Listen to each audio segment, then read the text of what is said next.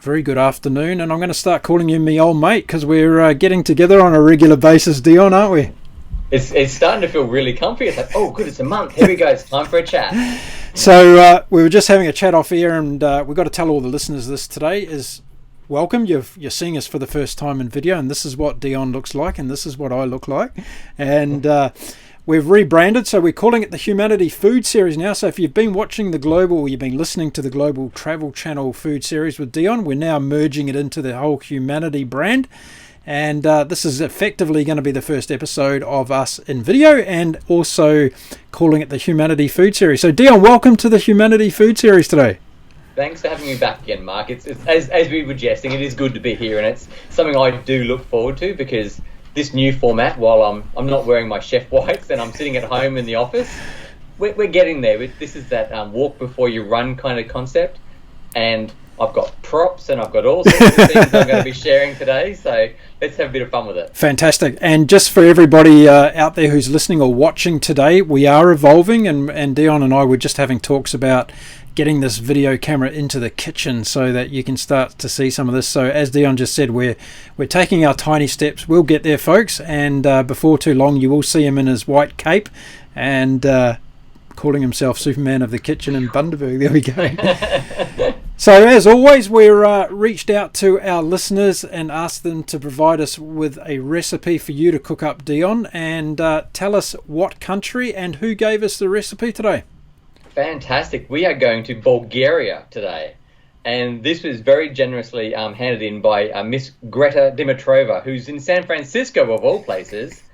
And look, I just love the fact that we're getting recipes from all around the world, all different cultures, and they're fun. Look, I say to my family, guess what? It's podcast week, and they're like, fantastic, we get to try a new recipe from somewhere. Brilliant. So thank you, Greta. I enjoyed making this. I love the fact it has some culture to it. It actually filled my heart up as well. And I love the fact that this is going to be a super easy dish for everyone to create. Yeah, brilliant. And my thanks also to Greta and for sending it in. Now, questions for you around the whole travel side of things, Dion. Have you been to Bulgaria? I haven't. This is why I love the fact I feel like I'm going away every month on holidays without a suitcase. It's awesome. So there we are. We not many of us have got an opportunity to travel to Bulgaria at the moment, but at least today you're going to be able to sample some of the cuisine from that country, and it might just surprise you because a lot of people probably don't know too much about cuisine in Bulgaria, and unless you've actually been there and tried it, I don't know if there's too many Bulgarian restaurants around in this part of the world. Dion, have you ever come across any? I haven't, no. And look, to me, I must admit, it's one of those countries, well, probably smaller in size. I think looking at today's recipe, it's got me interested enough that I want to start researching more into it. And I'm thinking, if this is a dish that they make in whatever period of time in their season, there could be a lot more exciting recipes for me to go hunting through. So I'll keep looking and see how we go. Okay, that's your homework for this month. Yeah, you can check out and see if you can find any more Bulgarian stuff. Now tell us, what's the name of the dish today? This one is called a Tarator. So looking into it, to me, it looks like it's got a number of different nationality inspirations behind it. I felt, though, today, I've made it today, so I had mine for lunch, and you're going to get yours a little bit later. So fantastic. The virtual effort of enjoying the meal, I guess. So I wanted to ask you, some of the recipes that we're getting from our listeners, are they going to be good enough to get onto your menu there at HSG At The Gardens in Bundaberg? What do you reckon? You know, it's funny. I think this one here, I was thinking about some nice prawns at the moment. We're pulling beautiful Endeavour green prawns out of the river. Yeah. And I'm going, I could see the prawns going through this Tarator as well. So to me, it's looking at these recipes and adapting them. And so I am going to start stealing concepts and ideas. And Greta, yours is going to be part of that, because I think it's a very fun way of enjoying food. It's just being creative. Fantastic. Well, if you're out there and you've supplied us with a recipe through this series, you're going to have to come out to Australia and visit Dion at HSG At The Gardens and just see how he's massaged your dish, your recipe, and what he's actually turned it into. Okay, so let's get in talking about what we're going to cook up today and how we're going to go about it. So what are the ingredients we need, Dion? Fantastic. So I've got props. So we don't have everything on me today, but we are going to need either some sort of cucumber. So these are just the Lebanese cucumbers, but you could also use the continental cucumbers, whatever you've got in season. And I think this, Mark, is probably one of the things I find with all of these recipes is it's adapting them to the season that you have around you. And they all seem to be able to be very transferable. So we're going to need one cucumber. We're going to need access. This is not me with my beard. It is a bunch of dill, okay? We've got some parsley as well. We're going to need around 450 grams of a natural yogurt. So if you're going to the supermarket, it's one of those tubs sort of about that sort of size. I used a Greek yogurt. My only suggestions with yogurt is don't use a light fat yogurt. You just use the full fat version and eat less if you're being concerned about weight loss and everything else. We're also going to need probably about 150 grams of walnuts out of shell, so walnuts, 4 tablespoons of a really good olive oil, a little bit of salt. I personally like to use pink sea salt, some cracked pepper. Why do you like pink salt? It has a more refined flavour. Okay. When you use normal table salt that's been iodized, it's a really aggressive flavour on the top of your tongue. Yep. If you start using a pink sea salt, like a Himalayan or a Murray River, you get a much more subtle roundness of salt flavour. Is that something that you've always done? Is had that particular taste for salt like that, or is it something that your palate has kind of merged out over the years? I think after years in the kitchen, it's probably one of those things, because when you go to the supermarket, you kind of joke about it, but you walk into that section now and you go, oh, hang on, there's now 15 different types of pepper and there's 5 or 6 different types of salt. For me personally, I use the table salt when I'm cooking things like vegetables. So when I'm blanching vegetables, I'll use table salt. When I'm flavouring things that aren't having any further cooking, so you might be putting some sea salt flakes on top of a crisp pork belly, or as I did the pink sea salt into a dish that's not going to be cooked, you get a nice soft flavour of that seasoning rather than that heavy flavour at the front of your mouth. Okay, got it. I'm really interested in this because I've listened back to the shows that we've done before, and every now and again you talk about your specific liking for certain ingredients, and I always wonder why that is and whether it's something that's evolved over your life and wisdom with food, I guess. I think it's a bit like pepper. Like I love pepper, but I don't like white pepper very much. It doesn't have a purpose in my culinary world. But we've got the big pepper shakers at home, so we like to freshly grind our pepper. Anywhere where you have an opportunity to get release of a new crack or a new oil or anything like that, that's a very subtle way of getting that next level of flavour into your food. Have you got things that you used to use in your cooking, say 10 years ago, that you don't touch today, that you've completely gone off? Oils has probably been a fascinating one. At the moment, that's probably the biggest transition in the market at the moment, is the number of different flavoured oils. So it's not oils ain't oils. It's there are so many choices these days. Like I was at the supermarket just the other day, and so in Australia particularly now, macadamia oil, grapeseed oil, cottonseed oil. There's veg oil, there's blended veg oil, there's coconut oils. So for me personally, it's about choosing the flavour, that end residual flavour that has the purpose for you. But the most important thing with oils for me is they all have different flash points or heating points. Right.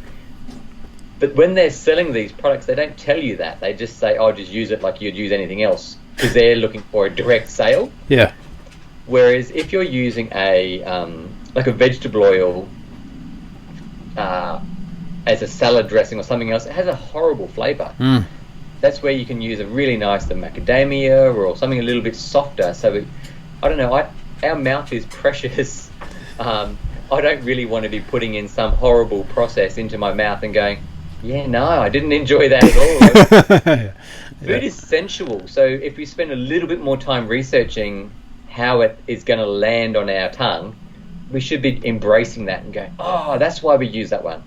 So what I might try and do is find some tips every time we have a show and just share my experience of those things. So when you make a dish for the first time, like the one we're talking about today, is it kind of a trial by error where you probably do it 2 or 3 times before you really nail it and really get it to where it's tasting its best, or because you're so good at what you do, you nail it first time up? Oh no, I still like to play. Like when I was reading through the recipe, like when we're looking at the dill and the parsley, for example, I love greenery in this dish, for example. So I love dill. For some people, it might not be their thing. So they might go, let's go twice as much parsley and half as much dill. I thought to myself, with this dish here, I could very easily squeeze a little bit of lime juice in this as well and just increase the acidity ever so slightly. But to be honest, every one of these dishes that we've made, just following the recipe, will give you a good benchmark. Okay, brilliant. And then take it from there afterwards. If you want to trial with a few things going forward, then up to you, right? And that's where I love this is where the listeners can actually guide us and leave some comments and go, Dion, next time you make it, if you put in a little bit of lemon myrtle into that dish, it will go shabing. Right. Okay, cool. Then I can have a play again. Yeah. Good one. Now, for everyone watching and listening today, we're going to be putting photographs of the wonderful finished dish in the show notes along with the recipe. So don't fret. You're going to get all the information that you want to make this one fantastic. And just while you're talking about our listeners, I'm still getting people contacting me about their aguachile. Yeah, they're still talking about that dish. Same in our house. We're still talking about it. Okay. And look, that will be one that I think has cemented some really good things in my head there. So Louisa, actually, who sent that one through, so much fun, so creative and playful in the kitchen. Yeah. Let's keep these recipes coming in. Absolutely. Okay, back to Bulgaria and back to what we're up to today. You're going through the ingredients. Have we got them all out yet or not? We do, yeah. So we've got our cucumber, our garlic cloves, our yogurt, our dill, our parsley, our walnuts, our olive oil, salt and pepper, and just access to some nice filtered water or tap water, whatever your finest council stock is at the moment. So just on the nut side of it, I'm not a big walnut fan. Is it okay for me to throw some macadamias in there or something like that? It could work, yeah. I think if you were going to change your nut, if you maybe went with some toasted macadamias or toasted cashews, possibly. Okay. I think they would be my only 2 substitute possibilities. Yeah. But after blending them all in together, I understand why they're there. They do have a purpose. Yep. It gives it a texture, but they're also it is that bitterness that you're looking for in this dish as well. Are you a big walnut fan? You like walnuts? No, not at all. No. But in this, I was happy because they're not a strong flavour because the yogurt coats them. Okay. Well, I'll give it a go with walnuts first. I won't complain, and I'll be the judge after that. That's right. Try it the first way first, and then you can make the Mark's version. Okay, cool. Okay, what do we do first? So I've got two more implements. Fantastic. So we've got our stainless steel bowl and our whisk. Now, I was sort of jesting with Mark a little earlier going, okay, what 2 instruments do you need to have in a kitchen for any successful recipe? I reckon these 2 are my friends. If you haven't got a whisk, it could be a plastic spatula or a wooden spoon or something. But I feel like a bit of a musician or a magician with this. I'm not sure which way I'm going to go. I was going to say, you're going to play us a tune on that bowl. Oh, I hadn't thought of that. just take your earphones off and we'll give it a whirl. So pretty much what we're going to do here is it's a very simple, it's a layering dish.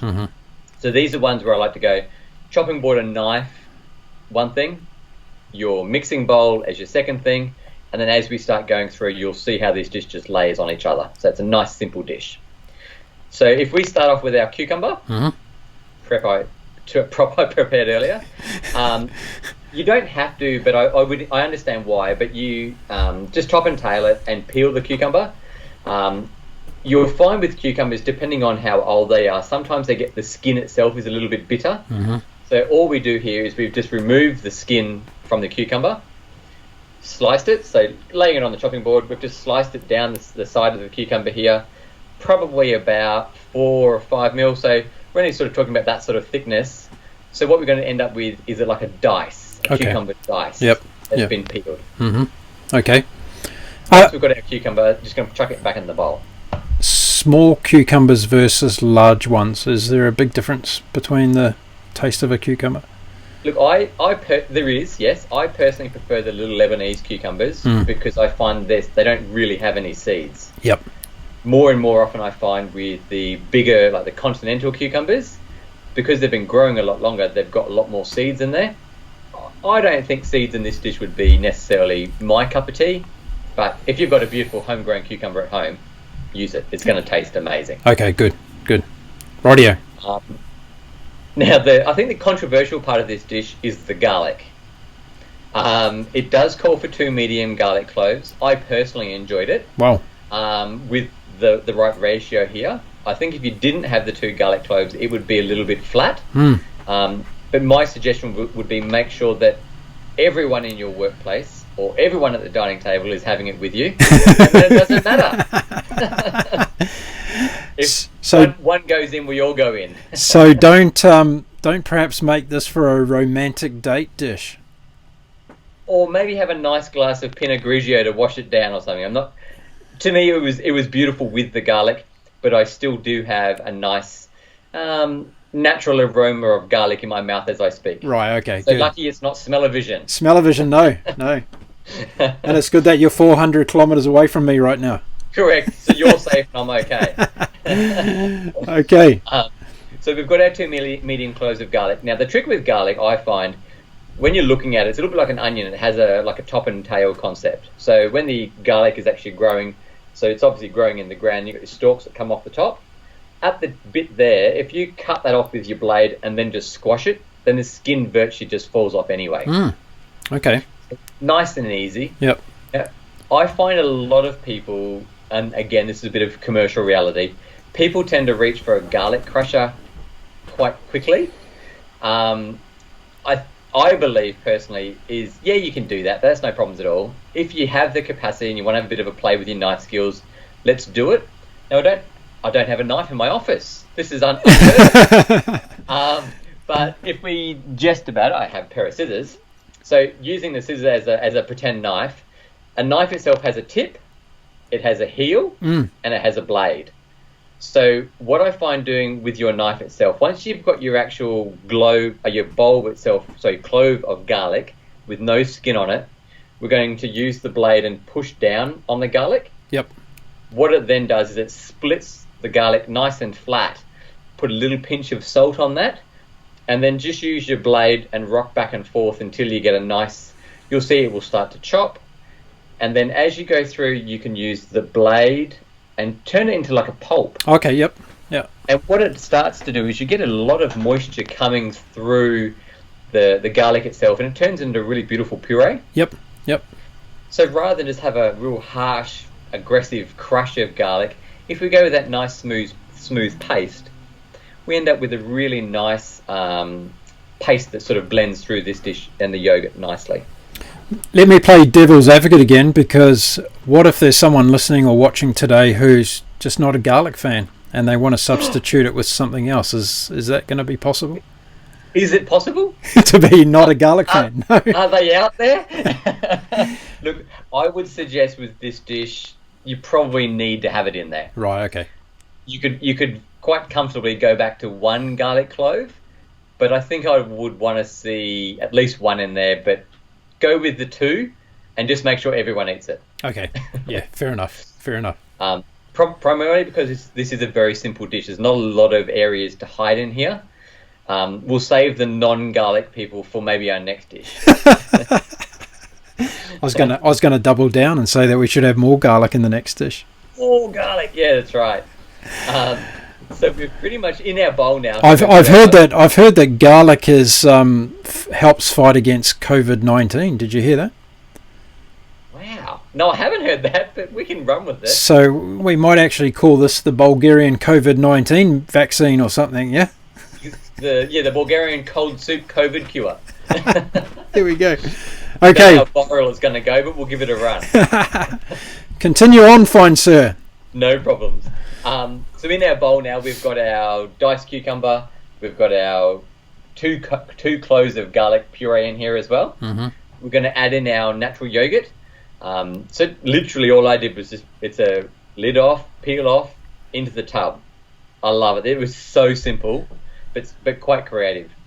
Now the trick with this stage here, I personally, it calls for water, and the recipe doesn't exactly have a set amount of water. So this is not a dip, it's a soup. So this is probably one thing, if we want to keep it traditional, I went with a consistency to me that I was comfortable as a soup. Yep. So for this dish, I used 350 mil of water. Okay. Well, that's quite a bit. Which gave it, yeah. It is quite a bit. It's almost 1-for-1 liquid to yogurt. But what it did, it gave it a nice spooning sort of consistency there, which worked out really well. That's 350 mils, folks, if you're looking for kind of how much water Dion's talking about right there. So a cup and a half, roughly. There we are. So 1 cup of water is 250 mil, standard measure. So you're looking at about that cup and a half measure. Okay. I use my friend over here. Ding ding. Mix it all up. And that is the reality. So you've got your chopping board and your knife, mixing bowl, and your whisk, and they're the utensils that you need. Right, so right. Once you become comfortable with that measurement there itself, and you've got your consistency right, what we're going to do then is we're going to chop up our dill. Now, the one thing with dill, I'll give you a bit of a close-up on here. So they end up with quite a big stalk down the bottom here. If you just pick the leaves off, and all we're going to do is just use these elements, and see, there's quite a woody stalk, so we don't want the stalk in there, we just want the leaves. And that's the same with the parsley. So if you pull off about 3 or 4 stems of dill, so to give you an idea, let me find a full stem here. This one's kind of been destroyed because I already used it today when I made my lunch. Let's have a little looky here. Sorry, it's all rubber banded together. So I used about 2 of these, so quite a bit of dill. But the thing I found with it is it's a beautiful, beautiful, fresh, pungent flavour. Like it is a hero of the dish. And then the Italian parsley itself, again, depending on your bunch, just a good 2 or 3 stalks of parsley would be good. Once you have all the leaves there, I would recommend chopping them separately. Okay, yep. Primarily because I didn't want to have the dill turned into a paste. I still wanted to see the dill leaves throughout the actual soup itself. Whereas parsley needs a little bit more chopping as well. So chop your dill separate, chop your parsley separate, and then add it into our magic mixing bowl. Okay, yep. Now, the next thing that goes into there is we're going to add our 4 tablespoons of olive oil. Again, it has to be an olive oil. I wouldn't recommend mixing your oils around here because it's going to change the flavour component altogether. Make it this way first, and then we'll have a play with different oils. So, again, another novice question from me in the kitchen, but in terms of what you've just explained with the olive oil, is that something that's quite consistent with a lot of dishes? If the recipe says use olive oil, you should use olive oil and not play around with another oil? Yeah, olive oil, I guess the difference with olive oil is you have a normal, like a cold pressed olive oil, which has a lot of flavour. You have just a standard olive oil, and you have an extra virgin olive oil. Now, they're all different grades and different processes of extraction. So an extra virgin olive oil, for example, has almost no flavour if you're using it in the dish like this. Okay. We just used a cold pressed olive oil because I prefer to spend a little bit more money on olive oil. But it gives you that nice flavour on the back as well. Yeah. I don't know why it doesn't taste like olives. I don't believe, personally. Like when you think of an olive, you go, oh, salty and... Absolutely. Absolutely, you do, yeah. It's a bit weird, but I remember watching a food movie, and there was an old Italian... what's the male version of a nonna? I don't know, grandpa or papa or something? Papa, yeah, papa. Yeah. And they were shotting the olive oil. I'm thinking, this is hardcore. But you know what? I understand, because if you just put your finger on the end and just taste a little bit, I understand the quality. There's so many different versions and options of olive oil. Yeah. I'm probably not quite ready to have a shot of olive oil in the morning, but I don't know. Maybe I'm missing a cultural Italian experience. But it's funny what you just said, because in terms of olives, I can't eat olives. I can't stand olives, but I'll be the first to pour the old olive oil into anything that I've got cooking. Yeah. Yeah, it's bizarre, isn't it? Yeah. Yeah. And I never used to like green olives, but there was a late nonna here in Bundaberg, and she would import these olives from Italy and Greece. Oh, full appreciation. She converted me to be the green olive guy now. Right. And so I think we can't just go to the supermarket and buy the cheap olives off the shelf. You've got to get deli quality produce. Yep. And spend a little bit more money and eat it less regularly. Yeah. Actually, you raise a good point, because it's something we haven't been talking about on our episode so far, and we should do, in terms of the cost of putting these dishes together. So with the ingredients for this dish, what are we kind of having to rack up in terms of Aussie dollars? So I guess if you look at... So this dish would be an interesting thing, because you can't go to the supermarket and buy 2 sprigs of dill. Right. But then at the same time, I went to our wholesaler and bought a whole bunch of dill for the same price that you could get it from the supermarket. So I guess in reality, the yogurt was about $4, a cucumber is about $1. Let's say our herbs were $2.50 a bunch. So 4, 5, 6, 7, 10. We're probably looking about $10 or $12. $10 or $12, okay. And this dish is going to feed how many? I would suggest comfortably 4 people as an entree. Okay. And for me, I thought, you know what, that's actually not bad going. When you go, it was a beautiful... I had mine for lunch, and I thought, happy days. I had 2 ladles of this soup for lunch. Quite comfortable. Okay. So there's $3 a head for 4 people to have this... impressive little dinner party as a starter. As a starter, yeah. Okay, fantastic. Good. And I think we should do that every episode now. We should talk about the cost of putting these dishes together, because I'm sure people are interested on how much per head it's going to work out to be. Yeah, and look, I think really a lot of these dishes as well, if you are growing your own herbs at home, and I think a lot of people these days are really looking at some sustainability. Yep. Like even my kids, they pretend to grow things because they water them once, they plant them once, and then they think they're going to grow forever. Yeah. So I just find I should go and get them actually and make a point of this on TV. Because, look, I don't know. I was always, in our household when I was growing up, Mum always said to me, we came from a fairly low-income family growing up, and she said, if you want it, you grow it. I'm like, it's a bit bloody rough. I'm like 14, 15 years old, feeling like I'm out in the backyard cultivating the backyard because I want fresh corn. Right. But you know what? I did it because that was me and my day of full cooking immersion. I started wanting to be a chef at a young age. But parsley and dill and those things, once they're established, they do grow like weeds. And I would encourage everyone just to have a little pot of fresh herbs at their back door or on their kitchen windowsill or on the front of the bow of their boat, whatever works. Well, I was going to say to you all, just there's plenty of boats around me right now that have got great herb gardens going. So don't you make fun of us sailors, yeah? Totally. It's not all just out of a tin, is it? It's fresh quality on these boats. Absolutely. And in fact, just to prove my point, I'm probably going to put a photograph in the show notes today to show you some nice barley growing on my next door neighbour's boat. Yeah. Oh, and we use herbs in our smoothies, so even though you got to buy a whole bunch, it won't go to waste. Yeah, exactly right. Good. Now, the other thing I wanted to ask you when you're talking through this dish, what's the preparation time for this dish? I'm thinking realistically. Look, for me, it was about 6 minutes. Okay. But if you turn around and go, call it 15. Yep. Because you're learning how to do the whole rocking of the knife thing and having a bit of a play. Yeah. Then at 15 would be heaps. Fantastic. Okay, so 15 minutes and you've got it nailed. Yeah. Yeah, and you think, wow, this is all right. What do I do now? Yeah. Start working on that main course. Start on the main course. Yeah, exactly right. Get out to the garden and get the ingredients for the main course. That's right. Yeah. So there's one really important thing we haven't spoken about yet. Go for it. And that's those macadamia. You've got macadamias in walnuts. Come on. The walnuts. Jeez, I don't know. I'm going to get in trouble. Greta's not going to talk to me anymore. There we go. So we've got about 150 grams of walnuts, which is about a half a cup. Mm-hmm. I used it as a garnish. So you'll see when we put those photos up, I put a little bit of in the middle of the dish.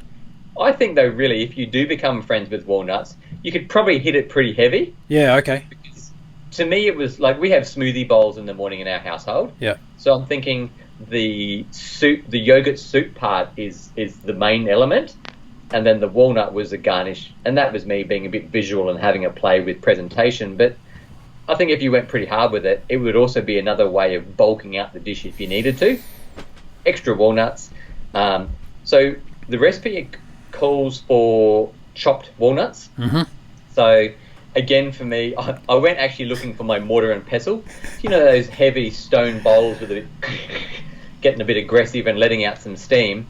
I've obviously taken mine into the kitchen at work. So back on the knife again. And I guess the good thing with walnuts is they are easy to chop. Yep. Or if you did have like a Ninja or a food processor and you didn't want to chop them with your knife, yep, you could use them. Just don't turn it into a powder.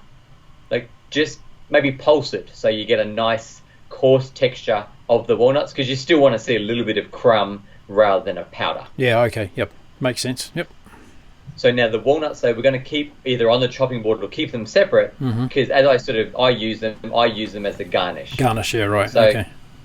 In your magic bowl there now, you've got literally your cucumber, your chopped garlic, your yogurt out of the tub, your chopped dill, your chopped parsley, your 4 tablespoons of olive oil. Now we've got some pink sea salt or some sort of flake sea salt in there. I hope I don't upset Greta, but I hit it with a little bit of pepper as well, fresh cracked pepper, just because it's a bit hard in my head to go seasoning is just salt. Yep. So I went salt and pepper. Right. But then that's it. And then I hit it with my old mate mixer. Yep. And just whisked it all up. Yep. Just do it gently. I mean, we're not having to whisk it into a soft peak or anything. All we're doing is mixing the ingredients together. You forgot the water. Oh, the water can go in there as well. Don't forget the water. So a little bit of H2O goes in the bowl. And what the water was for, that was for the consistency. So to get it to the soup consistency, if you thinking, oh, I forgot the water, you'll very quickly realise that you did forget, because your base mix will be quite thick. So tell me about that, because this is something where I could see myself making a really big mistake with this and ending it up being just something sloshy that's going to come out of the bowl. So too much water is obviously bad news, right? So it's better to drip feed the water in and just get that consistency going, yeah? Okay. And do it to your own palate. Look, I actually like the fact, and again, Greta, if I'm upsetting you, please send me a message. I like the fact that if you don't put water in this, it would make an amazing dip. Oh, right, yes. It's very similar to a tzatziki. Yeah, I was going to say, because when I saw the photo of it, and people will see it when we post it, it does look like tzatziki. That's the first thing that came to my mind. Yeah, and that's the similar sort of concept. So the water itself is what makes it, I believe, what makes it the soup. Maybe it is a Bulgarian version of tzatziki, yeah? They stole it. Beg, borrow, stole. That's what all foodies do, right? They steal from every cuisine from around the world. Someone steals something. Oh, let's be fair. What's Australia's national cuisine? Beg, borrow, steal. Yeah, exactly. Yeah.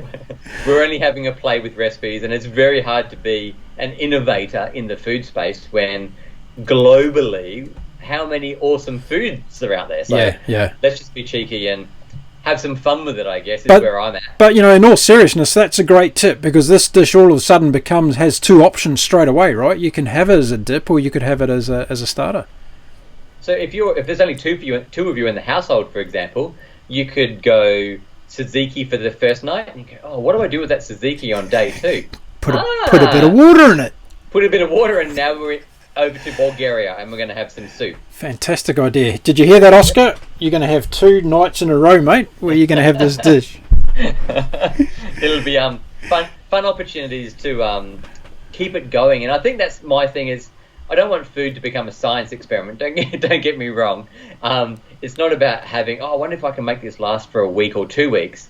It's about going, if we don't have a big enough household, or you're yourself and Oscar, for example, you kind of go, what am I going to do with all this? Some recipes aren't designed to be scaled backwards. They're normally designed to be scaled upwards. I do think, though, this one, if you could get a smaller tub of yogurt, you probably could do a small cucumber, 1 clove of garlic, a smaller tub of yogurt, a little bit less of your fresh herbs. and you could do it quite comfortably. Okay. Now, back to the yogurt. Natural yogurt only, right? No flavoured yogurt and this sort of thing, yeah? No. I'm feeling sick going, it's vanilla, it's sweet, it's got to be natural. And when you taste all these flavours, you get that real crisp dill flavour to it as well.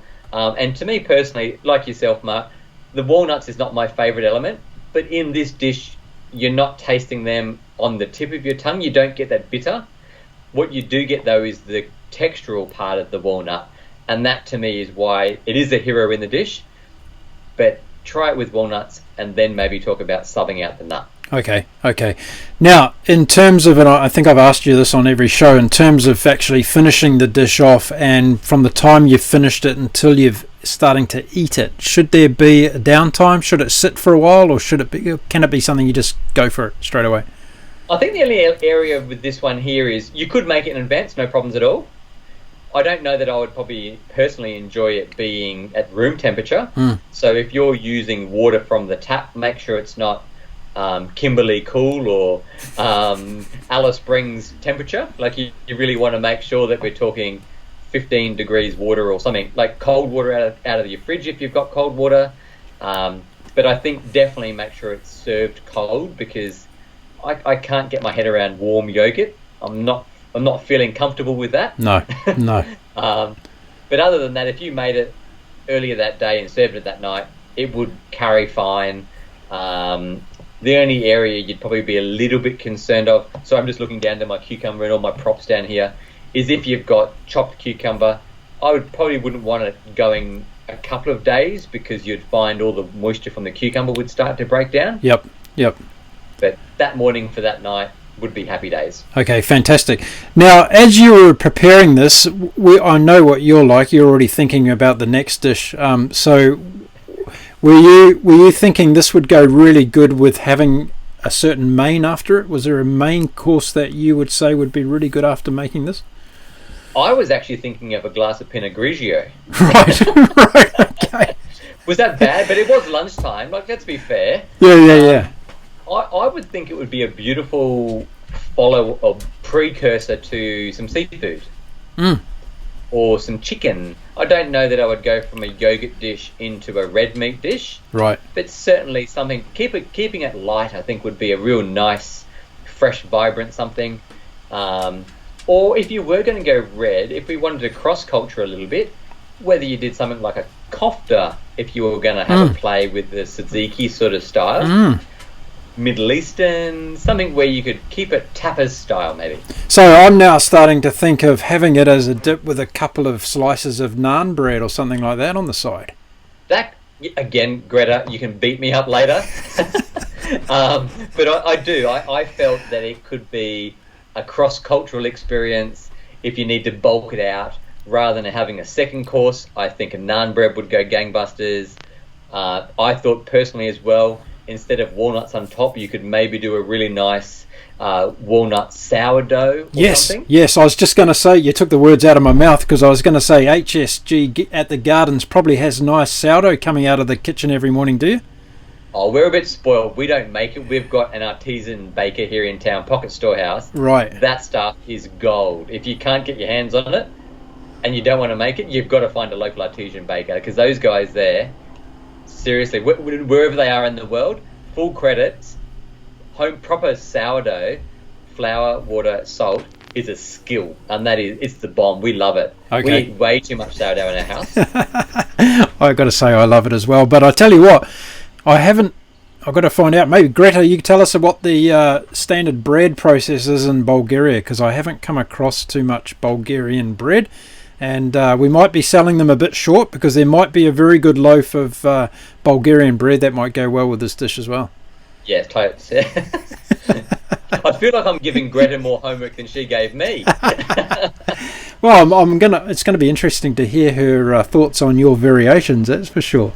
I'm fully prepared for the recurse. And I didn't tell you before the show started today, but our third largest listening country in the world is Bulgaria. So you're going to be bombarded, mate. Oh, don't give anyone my address. I might have to move tomorrow. There we go. Okay, so it's all put together in 15 minutes. It's as easy as that. Yeah. All I did then when it came time to serving was I just got a ladle and then spooned that into the individual serving bowl that you'll see when we put the photos up. Yeah. I guess if you're ladleless in your kitchen, you could use a measuring cup or just the glug system. Glug, glug, glug, glug 4 times until you get it right. And did your kids try this one? Yes, actually both of them tried it. And what did they think? Riley actually, it's really good. I think I'm going to actually get her to have some for afternoon tea. Right. Whereas my youngest was like, nice flavour, but... okay. Didn't like it so much. Well, her palate's so much more conservative. She's a bit younger. She's only 9, so yeah. I'll give her another year or so grace period before we start having to push the creative side of her flavours. So there we go. No Bulgarian dishes to children under the age of 10, folks. Just keep it above board. So it's actually we can't say it's an X-rated dish, but it's parental guidance required, obviously, yeah, for this one. And look, I think if kids love yogurt, and because it is a natural yogurt, it has that sharpness to it. So if they're learning about yogurts and starting to appreciate flavour, it's not sour, it's not sharp, it's just natural yogurt with some goodness in there. So okay, brilliant. Try. Brilliant. So Dion, just wrapping up, the name of the dish and who sent it to us today? So this one was a Tarator. So I hope I've got the pronunciation right. But when you actually start, you can do Google searches on this stuff as well if you think my version's not right. Because it came up and there were so many different options to tweak the flavours. Right, okay, cool. So there was one there with tomato in it and one there with this and one there with that. I'm thinking, okay, I can see how... My challenge is that we get our guests to start sending in some other versions of a Tarator, and we'll find some extra add-ons that start to flow. Brilliant. Love that idea. So there you go. Everybody, Dion has laid down the challenge to you all. So send in your versions of this particular dish. We want photos, we want comments, and also if you changed up some of the ingredients too, right, Dion? If you did have a play around and you came up with something a little bit different, let us know what it was, how it worked out for you, and then I'll tell you what, go back to the original recipe because you should have followed that in the first place, right? And thank you, Greta. I really appreciate it. And coming live from San Francisco, I hope you get a chance to listen in, and I hope I've done your family justice because it was a beautiful cultural experience for me as well. And I will be making it again as well. Fantastic stuff. Dion, it's always a pleasure to get together with you, mate, on the Humanity Food Series now, we're calling it. So, you've done a great job on your first episode of this particular branded show. And if you're out there listening and watching us today, we are now taking recipes for the next episode. So please send them in to us. You can get them through our website or to us via the social media platforms as well. And Dion is standing by to cook up another storm for us next month. And hopefully we're going to be in the kitchen. So we might actually get some live action next time, folks, and see if this man can actually cook or whether he's just telling us that he can, yeah? Maybe I'll get my chef whites on as well, so I look the part, not just this pretend stuff. Fantastic stuff. Dion, thanks again. And tell us, just before we go today, how is life at HSG at the Gardens now with COVID-19 up your way for people listening around the world who may not be up to speed with what's going on in Queensland, Australia? How's it affecting your business at the moment? Well, we're back open again in a really big way. So our restaurant itself is on 4 acres, so we've got a lot of space that people can dine in. For me, the benefit that we have there is we've built a heap of, not tropical gardens, but there's big established gum trees. We've been working on all the garden beds. So we're about to spring into spring with all the flowers around us. And we're 2 weeks away from our new menu launch. So watch this space and we'll see what happens. Maybe I can share one of those dishes as well in the coming months. Brilliant. And again, if you're watching the show and you happen to be in Australia and you're heading up the east coast of Australia, Dion is located in Bundaberg, beautiful Bundaberg region of the country. So it's a good place to stop for a few days, get out onto the Barrier Reef and check all that wonderful thing out, but then come back for some hearty cuisine. This guy makes a mean burger as well. I've seen the burger on the menu and I've got it earmarked for when I get up there. So all good stuff. Dion, thanks for joining us again today. It's been great having you on the show, mate, and we'll see you again next month. Look forward to it. Cheers, everyone.